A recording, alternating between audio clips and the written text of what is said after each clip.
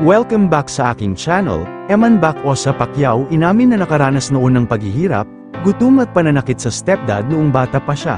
Noong nag-ibang bansa ang ina niyang si Joanna para doon magtrabaho, panuurin at pakinggan ang buong detalye.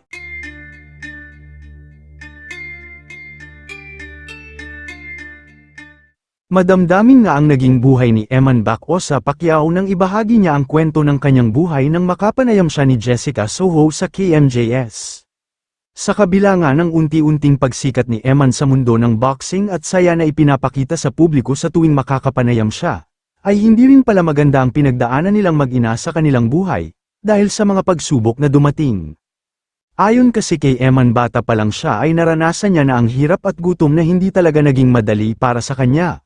Pero aminado naman siya bata pa lamang daw siya ay masayang-masaya na siya dahil anak siya ng isang 8 Division World Champion at Hall of Fame na si Manny Pacquiao, kahit hindi niya nakakasama.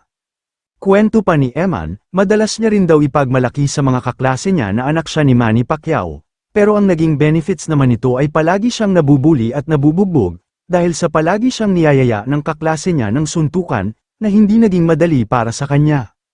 Pero sa kabila nito ay hindi naman siya nagtampo o nagalit sa ama niyang si Manny Pacquiao kahit hindi siya nabibigyan ng sustento nito sa pang-araw-araw, dahil naiintindihan niya naman daw ang sitwasyon ng kanyang ama at sitwasyon nilang mag-ina, dahil ang kanyang ama ay may sariling pamilya.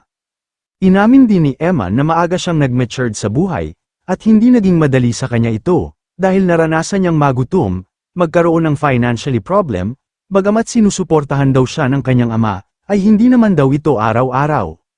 Kwento pa ni Eman noong mag-Japan ang kanyang ina upang umayos ang kanilang buhay. Dito na ibahagi ni Eman na tumawag daw ang kanyang ina sa kanila kasama ang dalawa niyang kapatid na naiwan sa kanyang stepdad.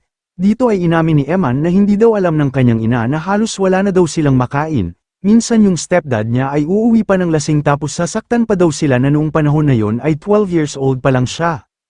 Kaya naman nang malaman ito ng kanyang ina ay kinuha silang magkakapatid. Kalaunan ay nakipaghiwalay din si Joanna sa kinakasama nito.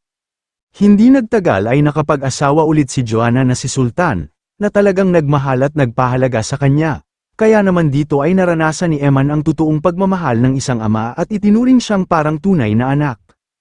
Hindi nagtagal ay tumira si Eman kasama ang ina niya at ang bagong stepdad sa Japan ng 5 taon, kung saan nag-umpisa ng mag-training si Eman na talaga nga naman sinuportahan ng kanyang stepfather na si Sultan. Doon din nag-aral si Eman at natutunan ang salitang Japanese, at doon nga siya pinayagan ng kanyang ina na mag-boxing, dahil noong una ay ayaw ng kanyang ina dahil natatakot ito, dahil delikado ang sports na boxing. Inamin din ni Eman na ang stepdad niya na si Sultan ang sumuporta sa kanya sa pagbaboxing at pumuno sa lahat ng pagkukulang sa kanilang buhay dahil sa pagmamahal na ibinibigay sa kanila. Samantala, ibinahagi din ni Eman ang kanilang simpleng bahay sa Antipas, North Cotabato kung saan sila ngayon nakatira na pag-aari ng kanyang stepfather, kung saan makikita na simpleng buhay lang meron si Eman, kung saan ay kontento na siya dito.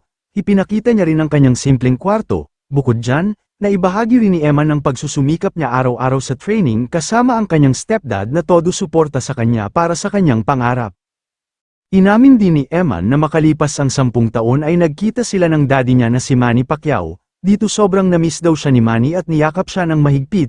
Nang sinabi nito na papasukin din niya ang mundo ng boxing, dito ay tumutol si Manny, at sinabing dadalhin na lang siya ng Amerika upang doon mag-aral, dahil mahirap daw ang boxing, subalit sinabi ni Eman na boxing ang gusto niyang tahakin, kalaunan ay hindi na ito tinutulan ni Manny at buong puso na lang siyang sinuportahan. Kayo mga ka-showbiz, anong masasabi niyo sa ating showbiz topic ngayon? Kung may opinion kayo ay magkomento lang kayo sa aking comment section. At syempre kung bago pa lang kayo sa aking channel ay mag-subscribe na kayo para lagi kayong updated sa mga showbiz trends na ina-upload ko. Maraming salamat po.